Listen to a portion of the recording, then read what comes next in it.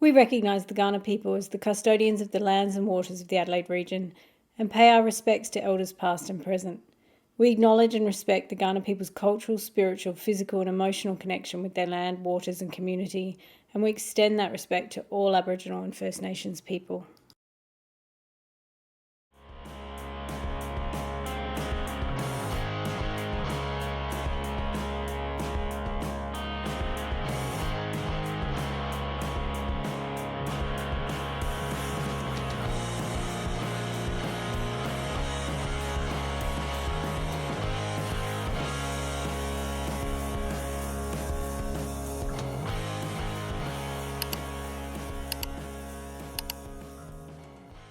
Hello, I'm Amy Matthews. Welcome back to Amy and I'm here today with some of my beloved co-hosts. We have Harry Stewart. Hi. Justina Ashman. Hi. Abby Guy. Hi. Amelia Heffernan. That's me. And Peyton Hogan. Hello. So we're gathering this month to talk about, I don't know how we're going to phrase it, but like scholarly work, academic work, like our day jobs, basically. So between us all, we are about to have a lot of PhDs. So I have one, Millie has one, and the rest of you are about to be soon to be doctors with expertise in popular fictions. And most of us in our day jobs are researching popular romance studies in some form or other, or have been involved in it. So tonight what we thought we'd do is in August 2024, we actually convened a symposium with some of our colleagues, and it was attached to the Romance Writers of Australia annual conference. So they had a trope actually conference. And we ran a one-day academic symposium where we had keynotes and special guests and papers and academics and PhD students reading their latest research on popular romance studies. So it covered a lot of ground. Can you guys remember some of the papers?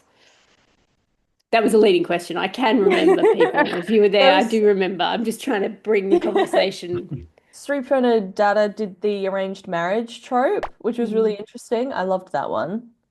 Abby and Justina both delivered papers. Very true. Yeah. Lucy Rouse talked about It Ends With Us and Colin Melanie Hoover. Sword, who was our book of the month last month. Yes. I don't remember which month. Month before June. No, the month before that, June. They're all blaring together. Yeah, hers titled Where Are All the Black Fellas? Yeah. I think that was that was a good one. It was about Indigenous representation in romance. It was really good. Yeah. And then we had that interactive workshop thing as well. That was fun. That was fun. Oh, yes, that was by... Oh, we're reaching for the name. She's from We're New reaching for the Zealand. name. She's from New Zealand. She was from New Zealand. She was amazing as well, so I feel really bad. No, I'm thinking the name Laura? Rebecca Stokes. Is Rebecca That's it. That's yes, what it was. Yep. The Well name. done. Someone, it's the end of the That's day. amazing. We're recording this at the end of a long day. When I Please actually forgive us. remember a name, I feel like a medium because it is so unlike me. I'm like, I'm getting an R. It's coming to me. New Zealand. Yeah, New Zealand. We're like, New Zealand, Kiwi. This saves us from a very awkward edit afterwards. We do remember you, Becky. Rebecca Stokes. But that workshop was fun as well. That was a nice break as well in the symposium because there was a lot of heavy stuff that we covered in that. Yep. Yeah. And that was Jodi about McAlister. Sorry. impressions of fiction and stuff. I can't remember exactly what the point was, but it was good fun. Yeah, and there was that we all sat down in those groups and we did the character stuff and Yeah, that was Yeah, good. we talked about story. movies that we really liked, and there was lots of people of different ages, so the answers were very different. Especially because we had, how many people did we have in the room, Amy? Oh, it was standing room only. We sold out. So it wasn't a huge room, but for an academic kind of breakout for a conference, it was pretty big. I can't remember now. I feel like it was I over feel like the 80. room, well, I don't think it was that many, but I feel like the definitely room not that many. only sat 45 to 50, and we had a lot more than that. Like they were standing around the edges, and people coming in and out. But it was, I think it shows there's a huge demand and interest in scholarly work on romance. So Oh, Sorry. No, you I thought go. we were still naming papers. Let's keep naming. We also had B do a presentation on sports romance. Yes. And I It's think the best presentations. They're so entertaining. yeah, It's like was watching a good fun, skit, like a yeah. comedian skit. We can all admit that we had a nightmare putting those PowerPoints up though, right? you did, Technology. Harry. Yeah, you did, Harry. We were Convening fine. a We just podium had it while in someone was USB. presenting. Oh, it's the worst bit of running a conference ever is the technology, like trying to make sure it works on the day. And our own Abby Guy did all of our stuff for us. Did she not? She always does all our tech stuff. I was gonna We say, love her. I'm pointing down because Abby's below me in the screen. Oh, as well. she's below me in my screen. So Yeah, Oh, I'm top right. so we had this day which was incredible. Like there was, as I said, standing room only, and connected to that, we then decided to do a special issue of an academic journal called Text, which is the journal for the Australasian Association of Writing Programs. And so we have a journal special issue on romance coming out in August, which is one reason we decided to make this month Academic Month. And not featured in our publication, but the keynote for our day was Professor Hsu-Ming Teo, who I just love as a human being. I first met her maybe in like 2017-ish at a conference, and I've always found her to be incredibly warm and generous, which was just an added bonus because I've always loved her work. Like she's the kind of romance scholar where, I don't know about you guys, but I open up like the Routledge companion to popular romance studies and I read her work and I'm just like, this is the smartest person I've ever read. Yeah. It's so quite nice, like you intimidating. said. She was so nice to us all because we're all up and coming academics, and she was amazing at the symposium. And Yes. she's a co-author on one of the articles in the special issue, but the paper she presented was based on a book chapter she'd already written. Yes, so we couldn't publish it, unfortunately. But what we thought we'd do tonight is actually, because we didn't publish the keynote, we wanted to give some space to the ideas she shared with us at the symposium in 2024. So we're going to look at a couple of her articles. So her paper was on the Australian Convict Romance, and particularly looking at how it functions as a reparation fantasy. And she's written a couple of things on it. So this was drawing from, I believe, her article, The Australian Convict Prostitute Romance, Narrating Social and Sexual Justice for Damned Whores, which was published in the book Conflict and Colonialism in 21st Century Romantic Historical Fiction. Gotta love academic titles. They've got everything in them. It's so specific. Yeah. You But have to be then- specific sorry. because academics are the like core demographic for people who go, actually. Imagine writing fiction book titles though, like we write academic titles. You know exactly what you were picking up.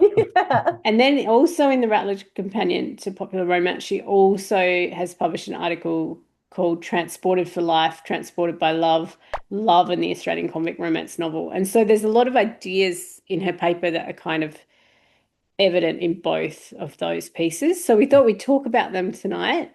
And then I need to reference that Hsu-Ming is often referring to Catherine Roach, who you've probably heard us talk about before because she's a foundational popular romance studies scholar.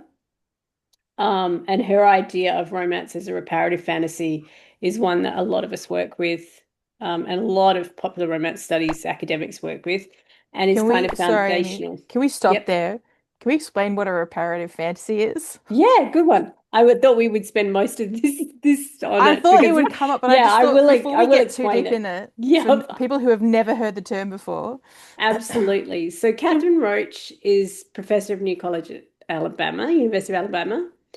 And she started out, she's an intersectional scholar and an interdisciplinary scholar. She looks at kind of feminism, sexuality, women's stories. She's particularly usually looking at cishet women. And she had this one article out in 2010 that had a lot of traction called Getting a Good Man to Love. If anyone wants to look it up, it's in the Journal of Popular Romance Studies.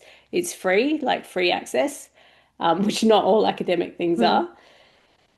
So in that article, she kind of laid down an argument about romance stories as mythical stories and about how they're drawing on like a tradition of like quite a Christian tradition of thinking about love as reparative and an eschatology of love, and that love is a kind of active spiritual force. So she's talking about how romance became one of the foundational stories of our culture, that it is one of the big spiritual stories of our culture. And Want me because to of read a that, quote from the article about that? Because that sounds perfect. So she wrote, by calling romance a cultural narrative here, I mean a guiding story that provides coherence and meaning in many people's lives, a story whose truth value lies in the extent it is held to be true by people who shape their lives around that story, whether consciously or unconsciously. It is in this sense that the romance narrative is mythic or religious. It often functions as a foundational or idealized story about the meaning and purpose of life. So she says a lot about how like Christianity, love can give you happiness and fulfillment or even transcendence and stuff like that. Consciously or unconsciously, we're all like kind of shaping our lives around that idea. Well, that phrase, like an eschatology of love. Like Yeah. the eschatology is like thinking that's concerned with like the end of things. And because like Roach argues that because the ending of romance novels is so foundational to their structure, to their beginnings as well, that they are doing eschatological work. Yeah. I thought I should explain that word because when I first came across it, I was like, let's get out a dictionary. Yeah. What is that? Yeah. Sometimes I'm really bad when I see a big word. I just sort of glaze over it and I'm like, I'll figure out what it means eventually just through context. And You know eventually what I that go, is? no, I can't do that. I don't know Or I what it guess in the means. moment, I'm just like, this is probably what that means, sort of. Yeah. I genuinely think that comes from reading fantasy and sci-fi. Like you see the big word, you're like, the context will Yeah. come. Yep. Yep. Yep. Yep. Definitely. So there's a few things in that quote Peyton read, but around the centrality of it to meaning. And I think, I mean, she was one of the first to kind of just put it into writing, these things that people talk about and think about. And she's gone on to develop her work. Like she had a book out in 2016, kind of developing this article into a full-length monograph. And I remember like it felt like she was saying truth, right? There were these moments where you're like, of course, that's exactly what I've been thinking, but someone's put it into words. So one Yeah. of the things she talks about is how we go to these stories to have kind of wounds healed, like that they make visible wounds heterosexual women experience in patriarchal heterosexual relationships, right? Like that you are in love with someone who has power over you, you desire someone you also fear, that men are kind of the sexual aggressors, they're violent, they're all these things to women, but at the same time, there's sexual desire. There's the desire for this love story where this person is going to value you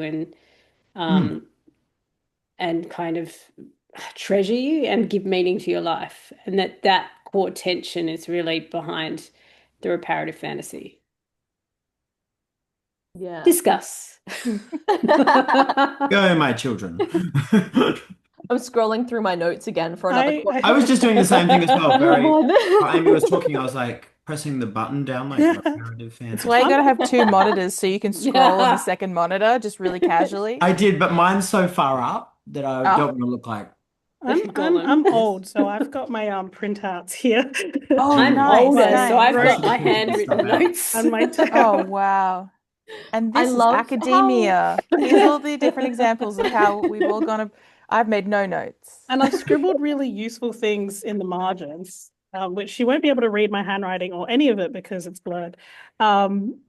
But especially when she was talking about like the religious parallels and the mythic quality of romance, I have such really, really valuable insights, such as, is this Sufjan Stevens song gay or is it about God? Both. So Two things can be true.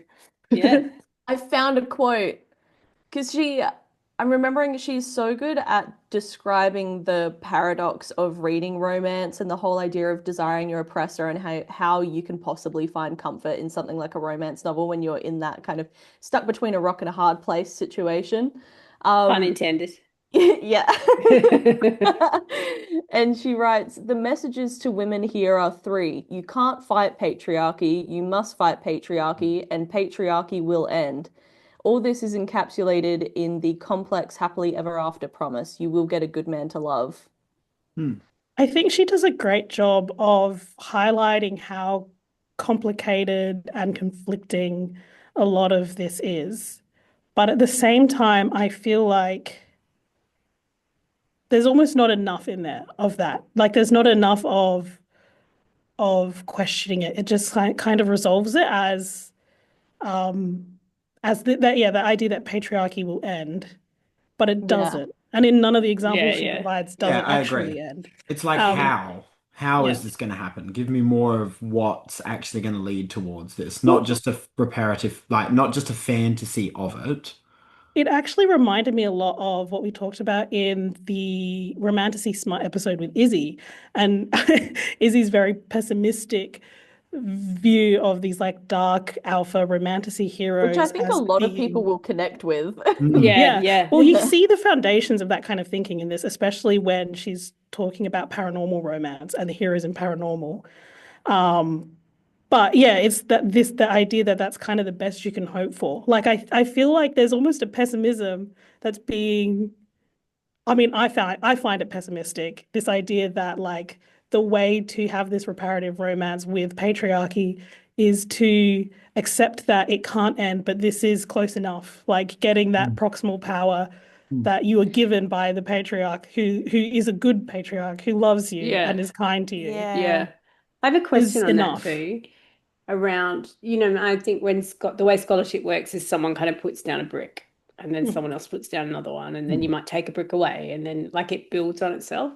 But I feel like a lot of this early work, there's still this kind of gender binary operating in the concept of the patriarchy.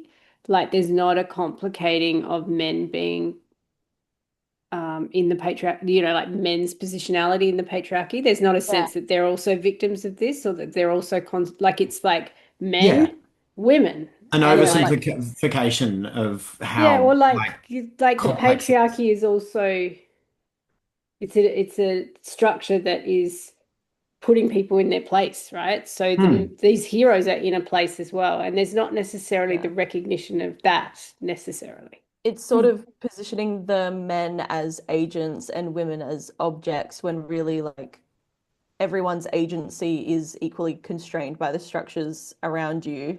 There is a brief line in the specific article that we're talking about where Roach says that the men in these romances are these specific type of patriarchal man, and they cannot be like the lower caste men, but then doesn't go on to elaborate on that further, like you're saying, Amy, where it's like, but these lower caste men are lower caste because they're not aligned with patriarchal ideals. And are we talking about that in our romances at all? Like, why is that man not desirable? Because it's like, if you're a woman, then you need the primal patriarch in order to have that protection, because a lesser man isn't going to be able to offer it to you, which is, Well, I think this is where the kind of mythical comes into it in a way, because she talks about how these are like, this is like a story that's replicated not just in romance novels, but in many, many different aspects of our culture. And maybe it is, she does acknowledge that it's this fantasy of this specific type of masculinity that exists in a patriarchal society. But from a female writer and reader perspective in romance novels, it takes that patriarchal, alpha masculinity and turns it into something that is desirable. So there's a little bit of recognizing that it's not the only, kind of masculinity, but I think it's because she's trying to look at it as like reflecting broader cultural narratives about love. And then to be fair, like you only get a certain word count for an article, right? You can't put everything in, as we all learn, as we have to cut down our articles. That's why she wrote a book. Yeah. I have to say, I almost think I should have read this before reading the book, because of how concise it is. It just like distills the core of that book into a single article. And then she expands on it a lot more in the book. Yeah, I I say set also kind this. of Sorry. tangentially, just something else that I really liked about the article. I read the book, but I hadn't read the article also. Um, I really like that she kind of super, super, super goes back to basics, especially when she's talking about the mythical story about how we've come to revere the love story so much and why romance is doing this work is because our culture, at least our Western culture, is so centered on romance and the love story and finding a partner to be with until you die, that that is why you can do the work in the romance space. I really liked that. I don't know that I've seen that done very much. Mm. Yeah. Yeah, agreed. She does also like foreground as specifically being American culture, though it is something that you can Yeah, extrapolate. It's just that her examples and, the case studies that she's looking at are American academia, you got to be works. specific. You gotta have Yeah, the yeah, longest yeah. title in the Yeah. world. Should we contextualize as well by saying that popular romance studies is a very new, is a very young field as well? It So is, that, although it's getting less yeah. young by the second, I I have to was going to say, say. when you introduced us saying like here's like two people, Yeah. sorry, in the room here today that have a PhD in this field. Yeah, mine And wasn't in this, but it Mine has since also well, wasn't yeah, in but become. you this, know, but you're an expert, But let's be we're honest. like redeploying our PhD. And then Um, people like three up and coming people that this is whilst like you're right, it's feeling a little bit more like we're going into middle age with popular romance studies, that there's still a lot of these foundational studies that are growing and learning, like you said, brick by yeah, brick. there was a So lot of foundational work that needed doing. There's still a lot of foundational work that needed doing. But so Pamela Regis's book was like the first foundational kind of. I mean, there were some earlier ones like Tanya Modleski and others talking about romance, but the defining of romance kind of happened around 2003. But that's like 22 years ago now. So we are sort of seeing it like And also when grow. you think about the way what we think of as the popular romance genre, that's also a really young genre. So it yeah. It kind of is. stands to Yeah. reason that the scholarship around it is also like emerging. Yeah. younger A and lot of what also we're always saying. changing, right? So you're So always going to be fast. just catching up with the scholarship as well. And because it's so like, I'm going to use scare quotes for those listening, not watching, disposable, right? It's a disposable commercial, high turnover kind of culture. Um, a lot of things get lost very quickly. I Like there's should not mention though that archival. that's a good tie into like Jodi McAlister, who is the author of our book of the month and is also a romance scholar. Um, her her paper that she co-wrote a paper that is in the special issue and was presented at the symposium with Amy Burgess Verge, about yeah. the blockbuster. And that's doing that work of finding these books that are considered disposable, that are hugely popular, and then could be lost without, having a focus put back on them. Yeah. Yeah. If anyone's interested in this, Sarah McLean, the romance author, who is also going to be at Romance Writers of Australia this year, has a podcast called Fated Mates. And I've forgotten who the co-presenter is, but she's been an editor and she's quite famous. But they have made it kind of a mission to try and document some of the history of popular romance because it's so, like, there's so many titles and there's so many authors and it's so high turnover that a lot of these things just got lost, and you can have people generationally, like your generations might come up and not know certain authors and be like, sports romance was invented in 2023. And it's like, well, it's not. Susan Elizabeth Phillips was doing this in the 90s, but there's not the documentation of it the way there is with literature. So they're trying to do that. And if you want to go back, Fated Mates have done these interviews with these like classic romance authors who are all quite old now, like because I'm old and they're a lot older than me. None of that. Yeah. But like Editing out. they're like 15 to 20 years older than me, maybe 30 years older than me. Like they're the previous generations to me. And they're doing interviews to try and work out how did publishing work back in the 70s and 80s? How did romance work? What were the readers like? What were the events like? Just try to gather that archival stuff. And so if you're interested, I really highly recommend going back and finding those episodes of Fated Mates. But now, let's I just want to move say on to... just quickly before we Sorry. move on, another article in the special issue that kind of does this is Lauren Mahoney and Catherine Treese's article, which is about the Rix Weaver novels. Just to Yes. name drop that in Yes. there. They're Yep. also talking about older novels, but bringing them back here into the present. Yeah, and it's really interesting. I had never heard of those before I read that article or heard Neither. their talk. No. Like, It's had funny never heard though, of them. looking after Hsu-Ming's article, looking at how really the convict novel does, like, what a heck of a segue, must I just say. Yeah, well done, Harry. Thank you very much. How It's it less does, smooth when you point it out. yeah, it makes it I was even gonna say, I smoother. feel like you lose that. No, makes it better. Makes This it, is like every time you accidentally send a thumbs up and we get a notification, and we and then you remove it. unsend it and we get another notification. Yeah. That's Yeah. private, Peyton. Now he's Yeah, the bullying of Harry has Edit, broken edit, edit. containment. segue. We'll post some screenshots of that to our socials because you'll love. But it's interesting because bringing them for like bringing older novels into the contemporary really does prove like to come to fruition when you read the novels and when you read the academic articles around it because there really is such a contemporary style to the romances these days.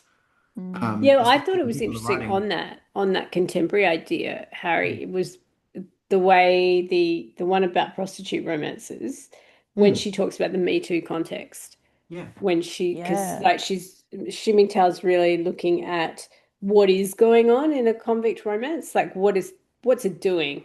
Like it's not just about the past. What kind of reparative work? So she uses Catherine Roach and she says, what kind of reparative work is going on here? And I thought there were a few threads to her argument that were fascinating to me. So there was the Me Too one. There Yeah, there was was the the one talk about, about sorry, Harry. whores and sex work and people that were devoted to this kind of like what was considered a derelict like lifestyle, also being worth love, worth healing, worth having somebody commit themselves to them. And I was like, that is such a what we well even now though, right, in our current context, that would have seemed really contemporary, but now we feel back to that socially and politically. Yeah. Well, We've got one things thing like I OnlyFans and stuff. And so these novels really are doing huge amounts of work and pulling us back forward. And they seem even more contemporary now because we struggle with that type of stuff. Those articles that are awfully misogynistic about how many like OnlyFans creators and OnlyFans relationships and all that stuff. I'm like, we feel back there just in a modern context.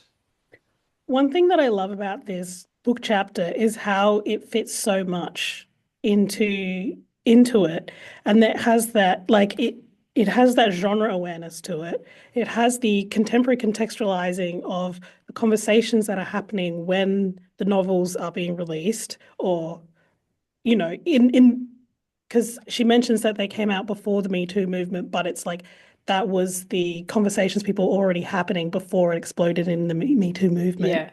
Because Tarana Burke Yeah. coined that quite a long time before the Me Too movement Yeah. blew up. Mm. And then also the historiographical.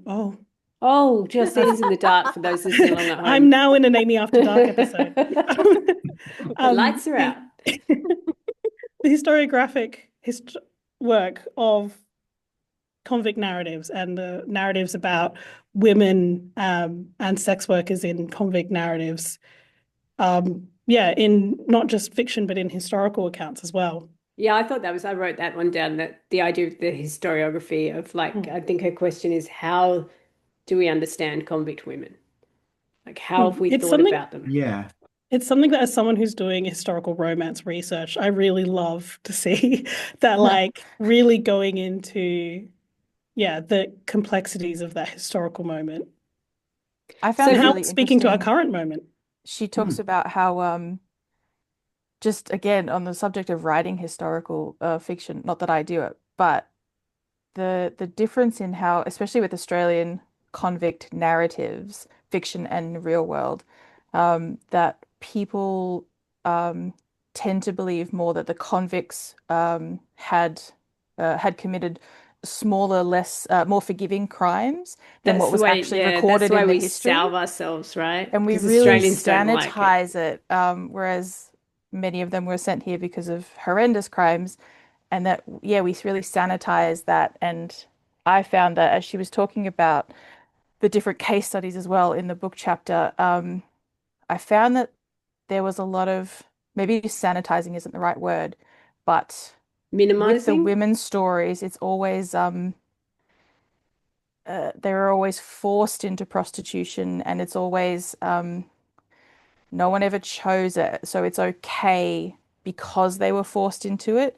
Whereas there's not really any, doesn't need to be many narratives of those the women who cannot be forgiven. It's all about, oh, but I was for this, or my crime, I was wrongly committed and sent here, therefore I'm an okay character. There's no Yeah. characters that are like, yeah, I did it. I murdered my husband and I got sent here because of that, and I also deserve love. Yeah, yeah. Yeah. And I So I think found that really there's a interesting. whole Victorian kind of myth of the soiled dove in there, like the moralistic soiled dove. Mm, That idea that the good, pure woman who has had misfortune is the one that can find love. yeah. Yeah. Mm. I Yeah. love that the author of the original novels had such a sensitivity to class, but I feel like maybe that's something that's unavoidable in the Australian convict time period because of course everyone, not everyone, but like the vast majority of people here would have been working class. And how like for people who don't know about the series, it's like a trilogy of interlinked but standalone Yeah, so romance we haven't novels. said who it is. So it's Lena Yeah. Dowling's The Convict Wives trilogy. And the other thing I realized, and I was thinking about how great Millie was before it, like calling me out on not explaining things. We should probably explain, like for those people listening from the US or elsewhere, about our history, a little bit about our history, because it's a very fraught history that we Mm. have struggled to tell, I think. And we've mm. kind of come to Yeah. terms with elements of things, but not the whole picture. Yeah, struggled to tell accurately, I think we should Yeah. say. Or at all. So Or at all, yeah. yeah, when I was growing up, Australia really like around the bicentennial, 1988, they really swept the convict stuff under the rug. It Hmm. was like Wow. not a story people wanted to tell. And there was more of a focus on colonial settlement and the impact on Indigenous people and reparations for that and or not, discussions Mm. about treaty. There was all that kind of stuff. But it's only been quite recently that people want to grapple with convict history. Like I think particularly in the states that had significant convict history, so New South Wales, Tasmania, um, there's always was a sense until recently that people didn't own up if they had convicts in their heritage, right? Yeah. Yeah. Whereas now Yeah. people are reasonably proud of saying, I did have a convict in my heritage. I did. And we're from South Australia at the moment. Not all of us are from South Australia, but we're in South Australia at the moment. And there's a running joke among South Australians that the first thing they say when they're from South Australia about history was, well, we were the first free settled state. Yeah. We didn't have convicts. Like it's like a point of Which pride, I right? think is a weird thing to be proud It about, is pretty I weird. to be know. honest. But it is like Uh, it's like a thing that it's like there's this distancing from the convicts. Yeah, they Like, say this and is why we speak so eloquently, why we speak more like like the yeah. British, and all, yeah, we And it say wouldn't have things even differently. Oh, it's been because you're the free settlers. it wouldn't have even been that clean cut. Like, of course, people have been traveling all over the country for centuries. So, like, I'm pretty sure we can't really avoid it at this yeah, no, point. not Literally. at all. Mm. It's like Yeah. such a weird moralistic kind We of make it sound like thing. it's literally like borders. Or it was like, Yeah, Yeah. yeah. So I think as we grapple with convict history, like there are so many Victorian era narratives, like Dickens era narratives that we have around convicts. Um, that are, Hsu-Ming Tao's talking about often damned whores and God's police, that pivotal text, and thinking about how we understand convict women. I mean, women in the colony have fallen into those two camps, basically. You're a whore or you're a hmm, good woman, and that's it. Mm, Well, that was something I found super interesting about the more historiographical aspects of the chapter was that that dive into the state-sanctioned prostitution of mm, convict women, um, which some of the texts from like what the thinking arguments were at the time are astoundingly hmm. uh, misogynistic and astoundingly like colonialist. The Anyway, presumptions that they were making because they just could, like, they could just presume men would be able to use whoever they wanted to do whatever they wanted. also hmm, there was Really? a quote about them original or like have thinking that the men can just you know quote unquote have relations with Indigenous women. Hmm. But then that was stymied Oh, because, I lo and know. behold, that was not something they were interested in. We'll just bring in the Polynesian women. And We'll it's go and this steal some Polynesian women and bring them in for them. entitled ownership over women and over Indigenous peoples, and this entitlement over the whole place that I found so interesting. And then the like founding, like those founders like Macquarie, who were like wanting to encourage marriages to rehabilitate the like image of the colony and to create a more stable, settled colony. I found it so interesting because I was like, oh, marriage, this is the colonial project Yeah. of like heteropatriarchal relations. And the fact that like they would stoop so low as to marry prostitutes or women who had been having relations because they had no choice, because there was whatever it is, 4 men to every woman. Oh, and then by 1820, I guess I'd better 9 marry men. a prostitute then. 9 men to every woman by 1820. Have you guys read Cargo of Women or any of those books about convict women? The first ship carrying women, it's appalling. First of all, they're raped on the ship by the redcoats. But then basically there weren't enough redcoats to keep the convicts under control. So it was a madhouse, right? When they first landed, everyone's starving. It's difficult. The first boat of women turn up and the governor's like, we can't control this.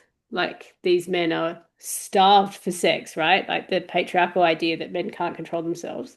They just let the women off and let them all be gang raped.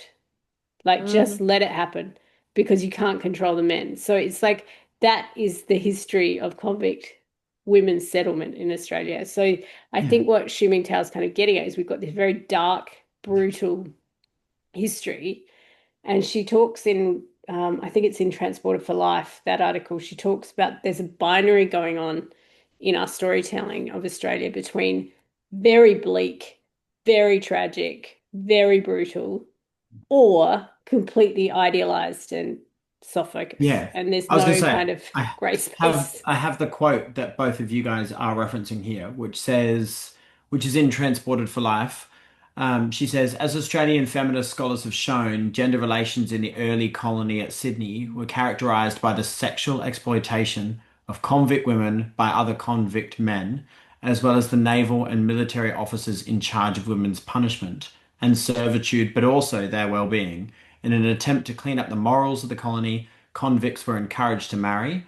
Convict women believed that marriage would provide simply protection and an escape from total destitution. And shit. Do you think, I was just thinking as you were talking, Amy, and again, I'm not an expert in Westerns, as we learned last month, but does that also sound a little bit like how people deal with Westerns too? Because I feel like they're on either end of the spectrum. Either it's really bleak, all It's that like violence that we Deadwood, talked about, or it's Calamity like Jane. completely, or it's exactly. You can What have great Swearingen examples. or Doris Day. That is It's either Yellowstone or Yeah. I can't think of a contemporary one. Yeah. No, it's totally true. But And even in Calamity does Jane, that- something like that, there is like it's idealized, but there's still the violence and the threat of violence, right? And do you think that has something to do with how we try to deal with our very fraught histories?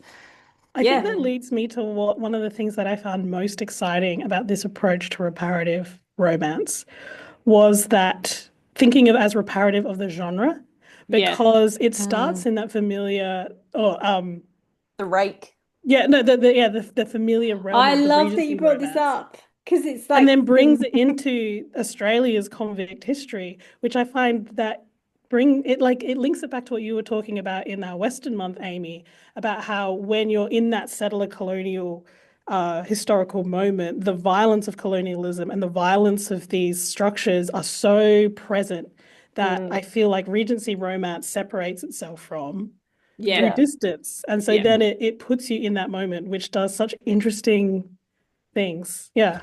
Yeah, You can't live in that world of ballrooms and chandeliers and glasses. You're in it. Without the colonies and you supporting can't everything.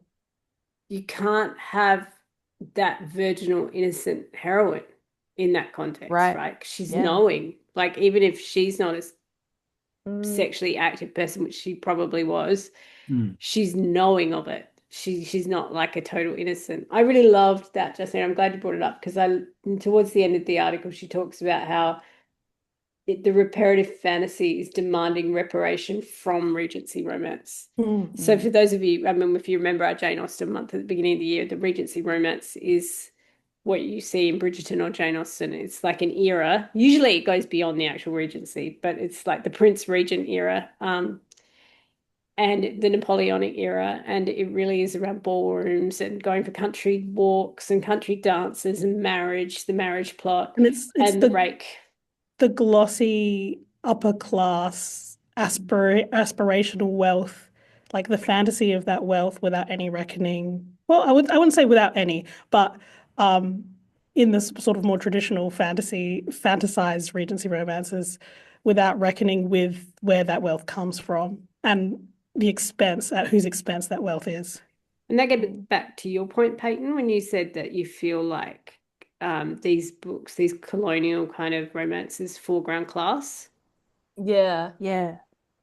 I think she did a really good job, especially with the whole idea of prostitution or sex work, and how I think we were saying before, like in most books, it's like forced upon them. And then these books seem to put a bit of nuance back into it, and how normalized that kind of work was in the lives of working class women who had to make money however they could.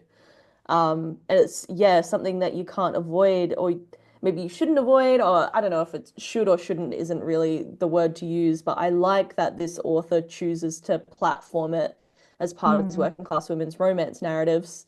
And the way And she that also, she subverts the ending of the first novel is so interesting. She yes, gives I them was their just, love story I was going to and their bring up happy the ending. lady, Yeah.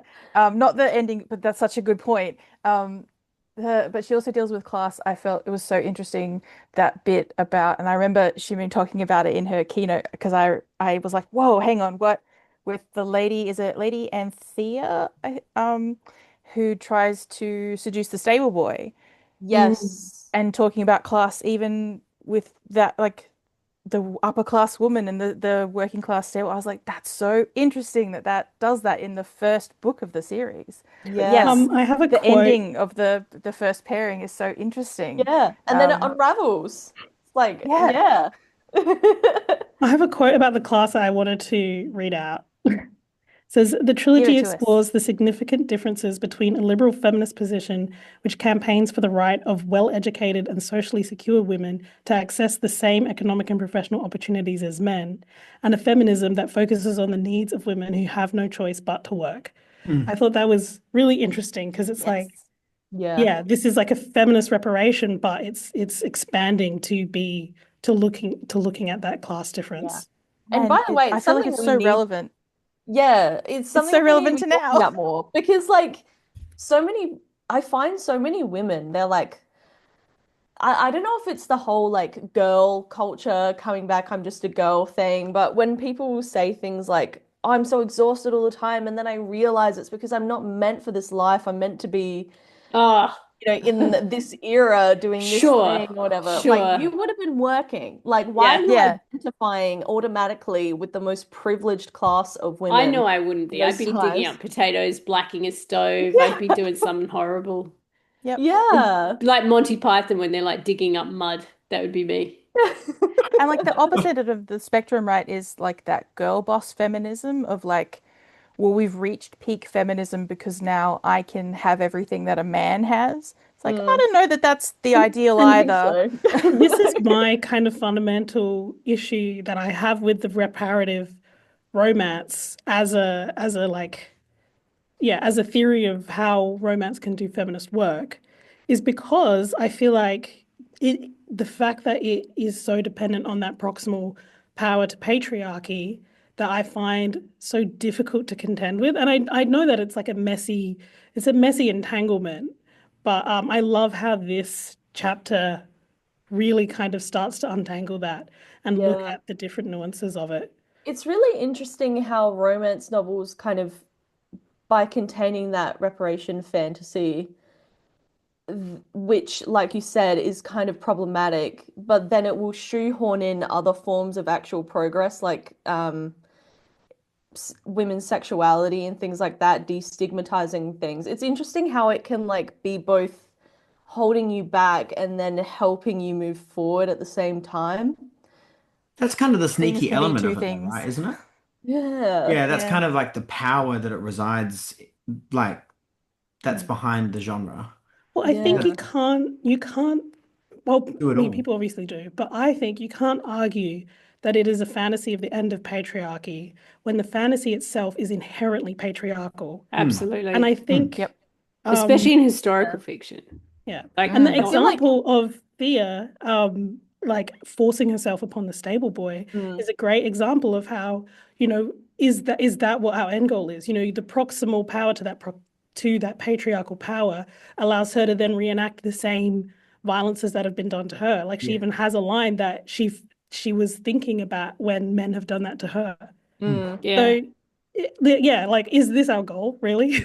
Yeah, I Yeah. feel like at best it's like a coping mechanism, Yeah. but it's not helping you imagine a different kind of world at all. It's kind of like the issue that we keep running into with people not being able to imagine a world without capitalism.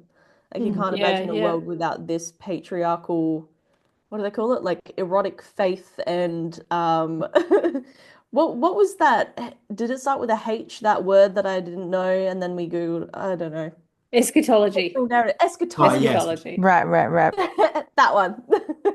That's the one. That's the But I one. think, I mean, in Catherine Roach, like a lot of that idea of eschatology and everything, as you were saying, when you defined it, Justina, is around meaning, is around what is the meaning of our lives. And so much of it is tied to tradition, right? And the traditions of patriarchy and that love, romantic love as an idea in heterosexual romance is so tied into these kinds of established gender patterns. And so it feels probably quite risky to uncouple them. Sure. To use a pun. Yeah, I would It say feels that kind of you go, Millie. okay.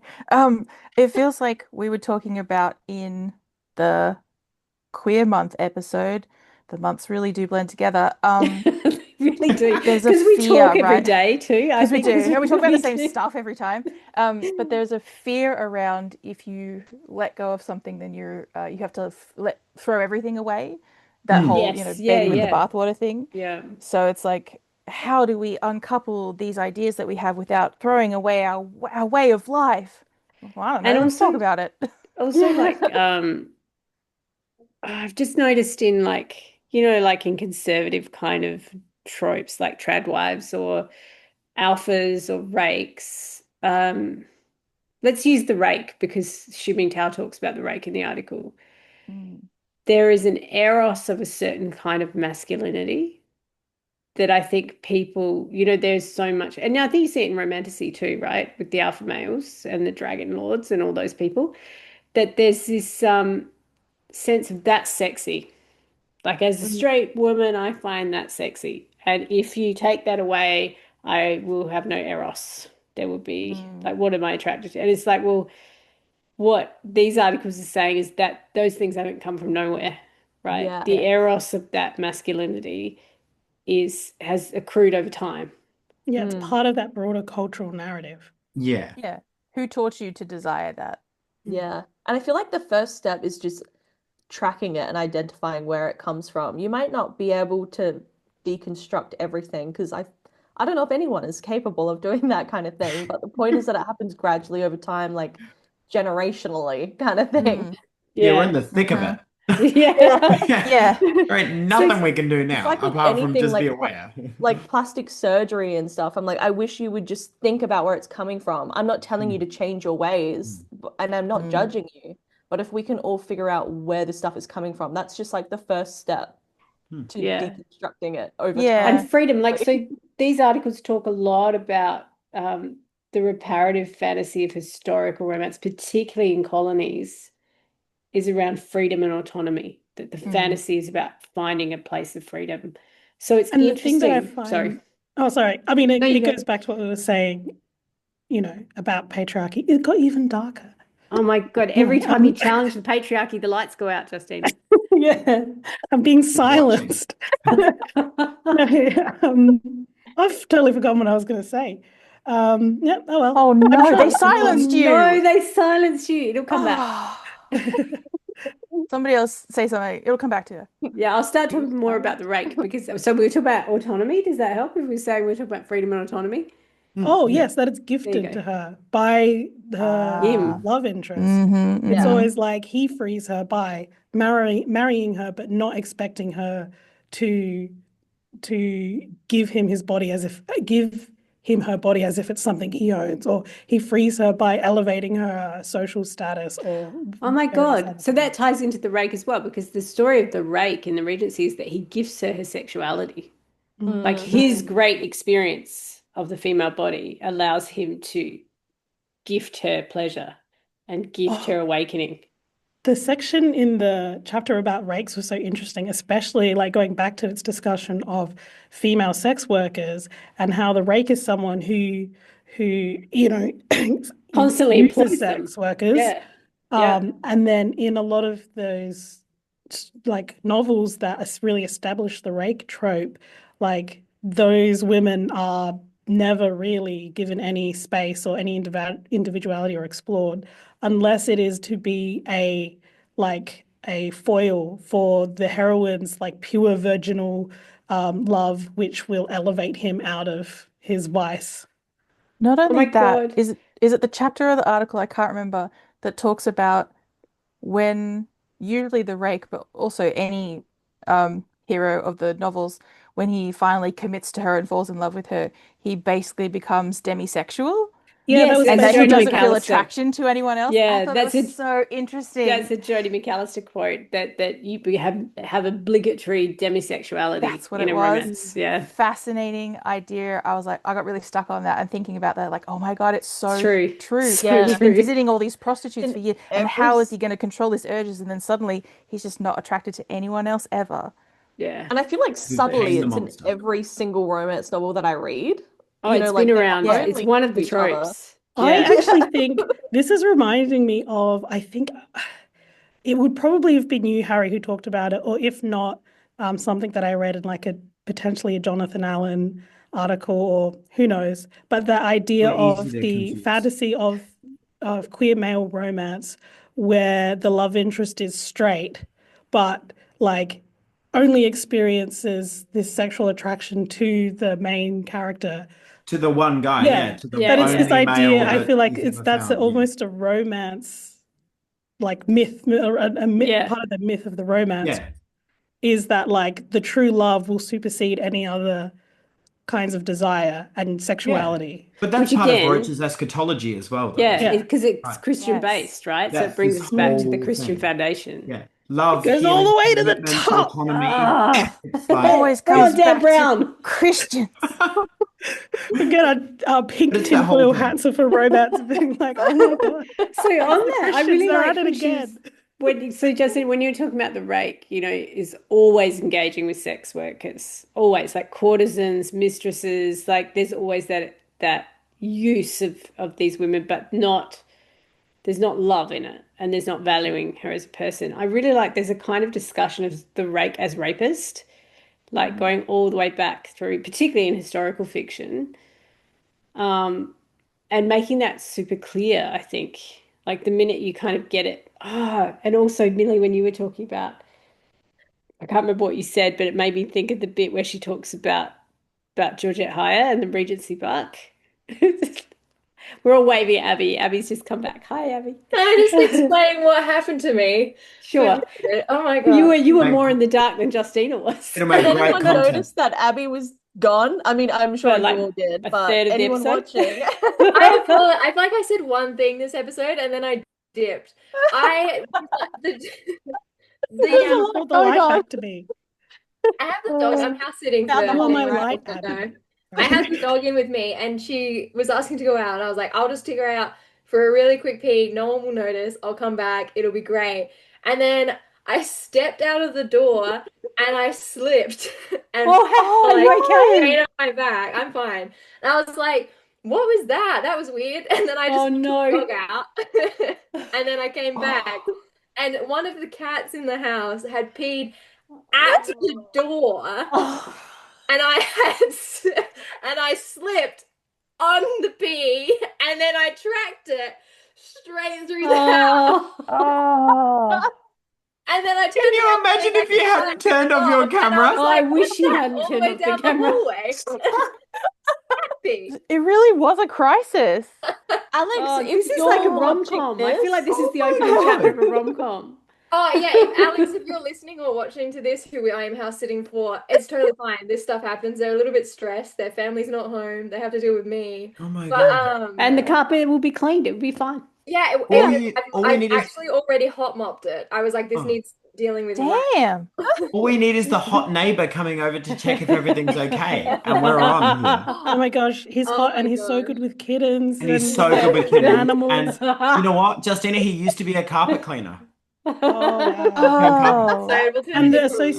This association is with funny. the cleaning Yeah. the domestic sphere is like recontextualizing And we the can edit this out as well, but like he instantly walks into a room and he calms Why? This every is good pussy. he is shit. We should bearded never and edit wearing this out. flannel because even Oh, that's though right. he has feminine qualities, he's not gay.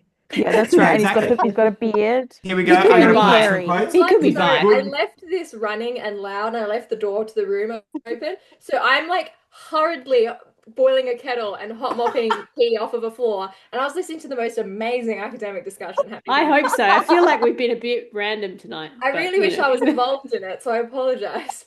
I All right, feel your like turn. for Go. those listening, Can I this is a great vision into what our actual just like Daily theory life is reading like. groups are What like. the process is. Yeah. This is Amy, you were basically saying it. something about bucks. Oh, Regency Buck. It was the bit where she's talking about Georgette Hyatt, and I think it's Regency Buck, and she's talking about the kind of sex worker versus the heroine, and how the heroine cares for, and it was the fact her name was Leaky Sue.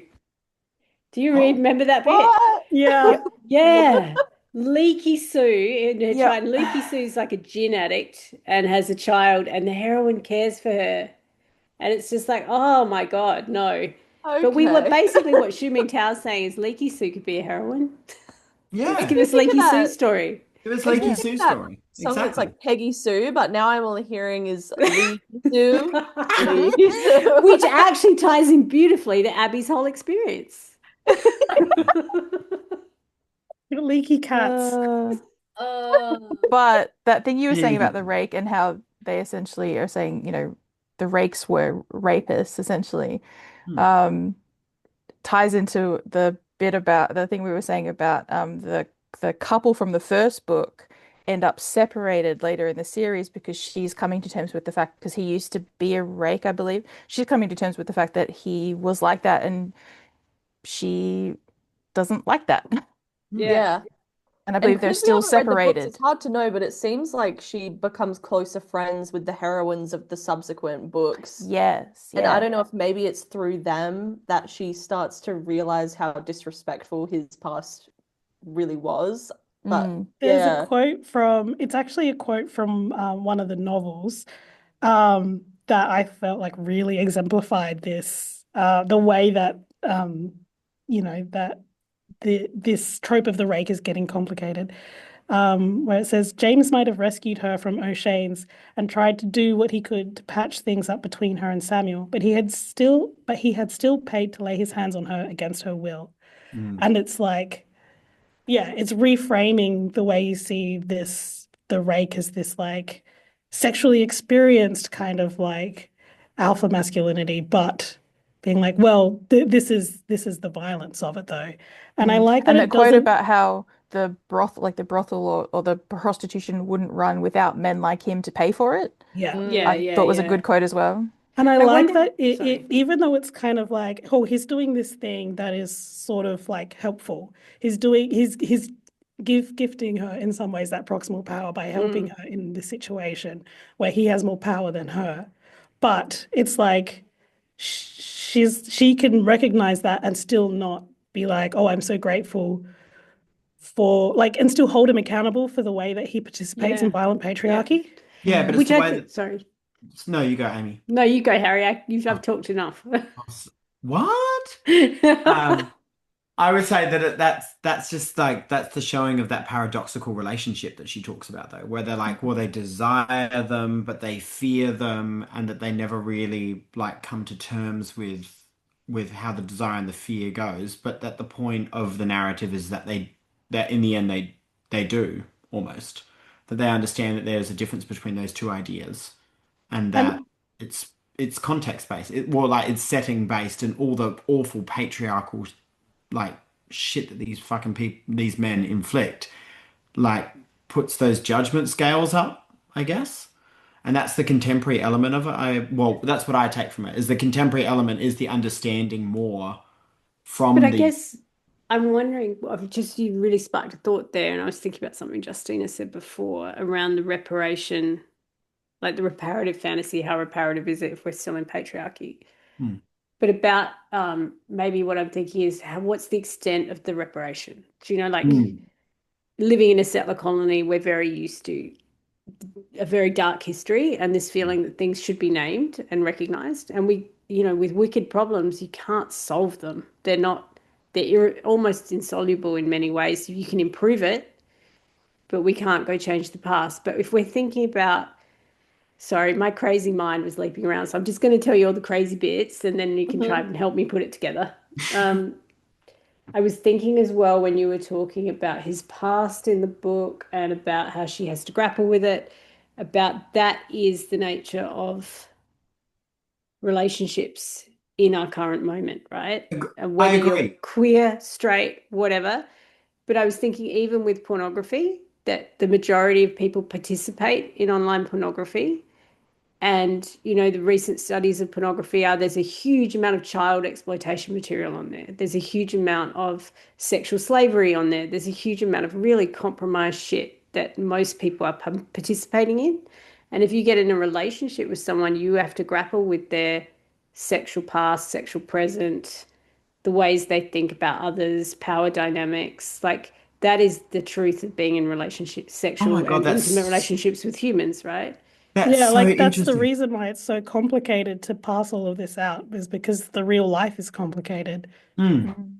So what is the reparation we want? Like, what are we looking for to have a romance be satisfying?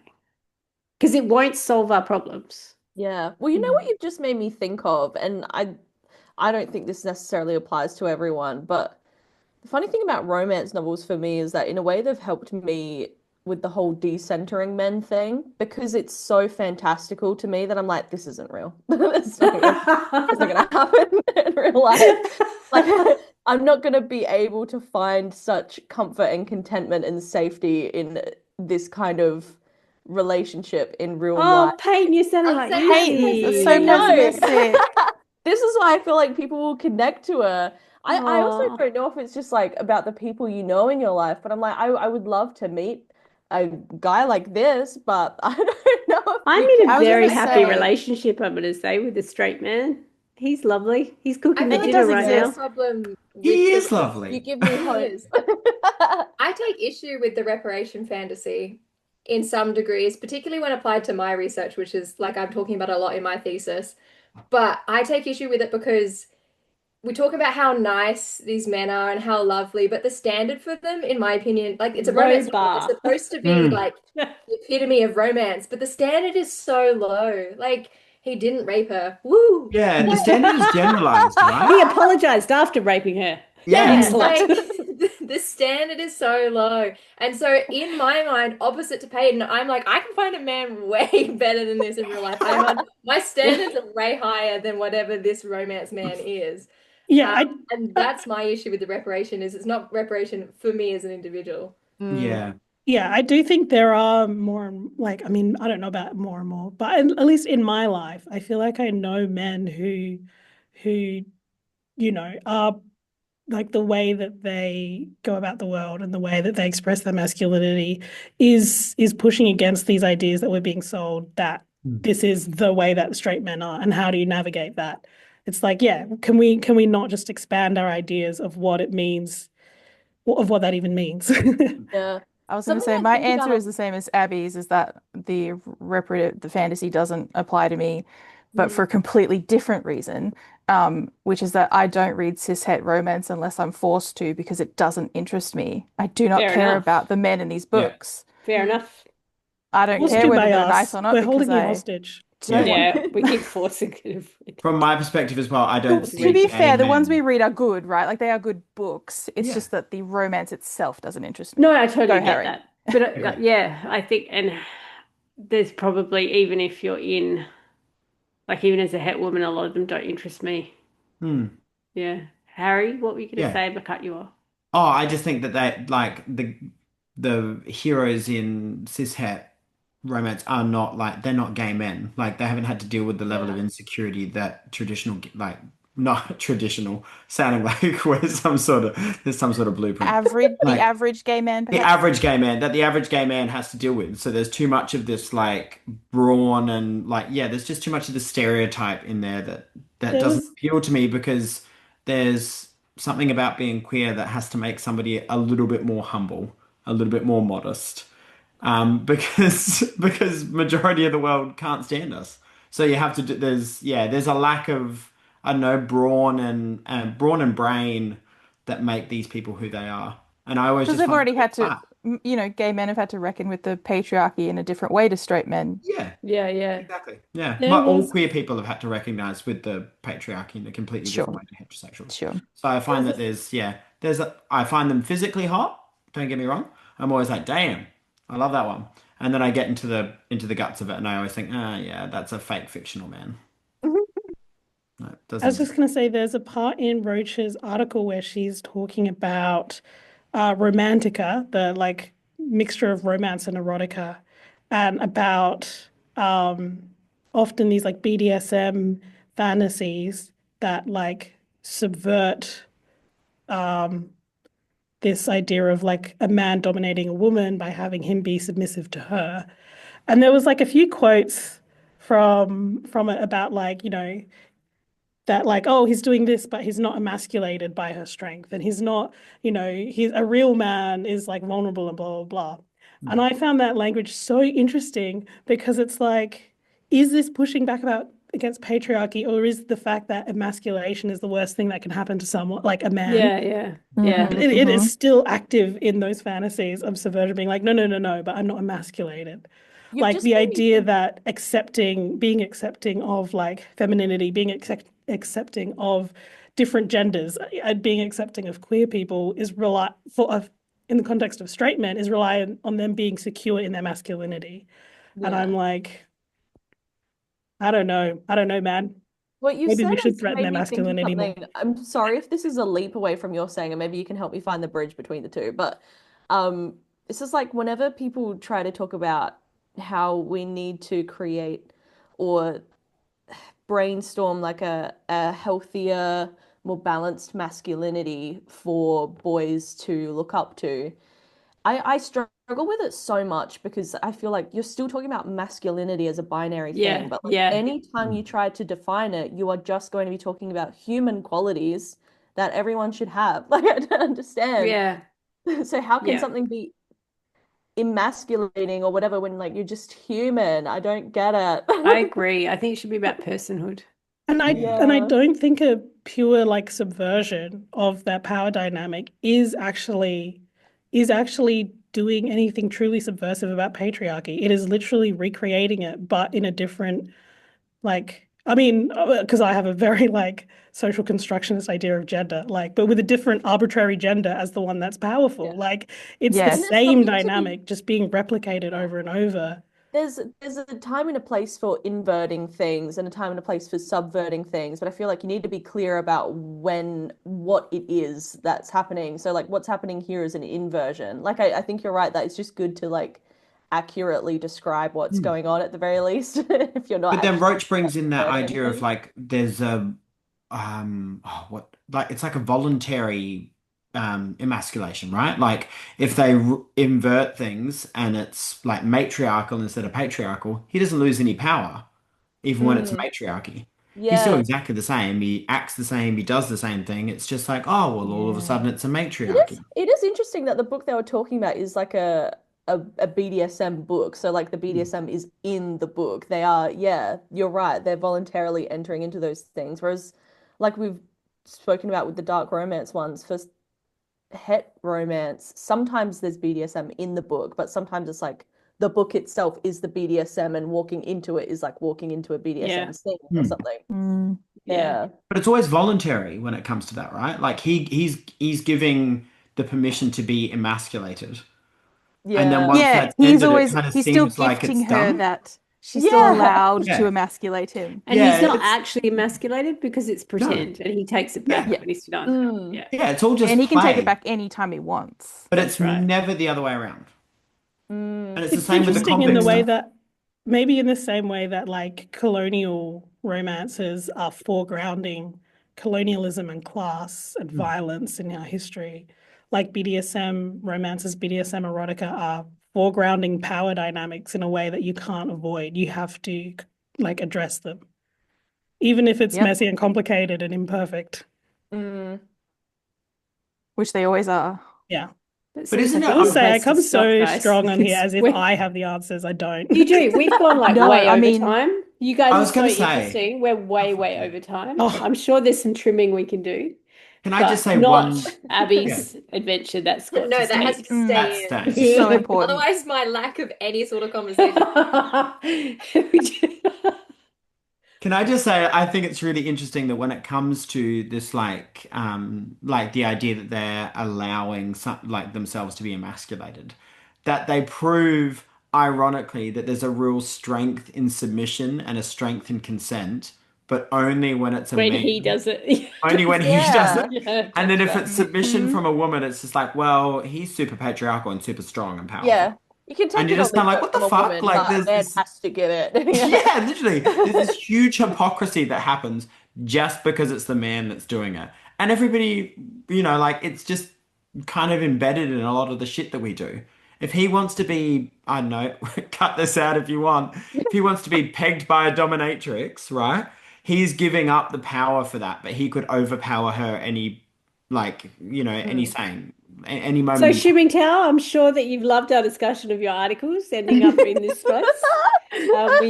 Get in the comments. I think we should cut out everything except for Harry talking about pegging. Yeah, I agree. I think Pegged by a dominatrix. That's the episode. the Australian Convict Prostitute Romance and pegging. Pegged by.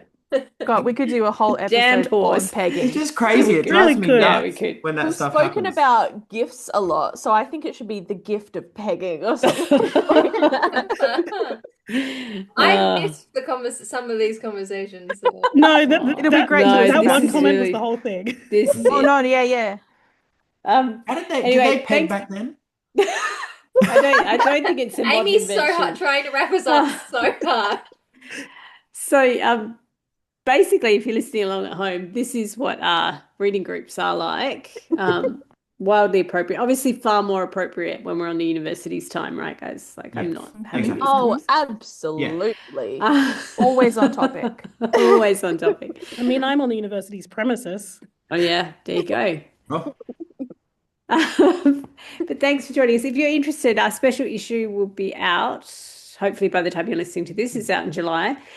So it's with it's Text, which is the Australasian Association of Writing Programs journal, and the special issue I think has a really naff name of "Isn't It Romantic?" But you can find most of the contributors to our symposium from last year have articles in there, including some of our special people here today, or short stories. I think Harry's in there, Abby's in there, Peyton's in there, I'm in there. And of course, Hsu-Ming Teo doesn't have her convict work in there, but she, with Alexandra Mulvey, has a piece on masculinities in sports romance. So if you're interested in sports romance, that's a great one. And our Book of the Month author is also in there. That's right. So Jodi McAlister and Amy Burge have a piece in there about bonkbusters. And our Book of the Month, just to remind you, is Jodi McAlister's, what's it called again? Academic Rivals? Something like An that. academic affair. An academic affair. See, this is where I'm at. I'm at the end of a very long day of marking a lot of essays. So we're going to be interviewing Jodi next week. So if you want to tune in next week, we'll be interviewing Jodi about an academic affair. I almost got it wrong again. I actually really loved the book. I know I say that every time, but that's partly because we don't have on any books that we don't love. We've got a rule. We just pick good books. We do, but look, I picked it up and couldn't put it down. And I think if you love Rivals to Lovers, you'll love it. If you like and Shirley and Gilbert Blythe. You will love it. Speaking of men who are actually nice. Yeah, Gilbert for the win. And if you love fake marriage, like this way, it's got a really good fake marriage in this where they're pretending to be married to take up academic posts at a university. It's so much fun. So you can look for Jodi McAlister's book now, and we'll be talking to her next week. And I'd like to thank Harry, Justina, Abby, Millie, and Peyton for joining me for a long, rambling, wonderful discussion about scholarly work. And thank you to Professor Hsu-Ming Teo from Macquarie University. We loved your keynote. We love your work. Everyone can check out her articles. We might put some links up online. But until then, we will see you next week, everyone. Bye. Bye.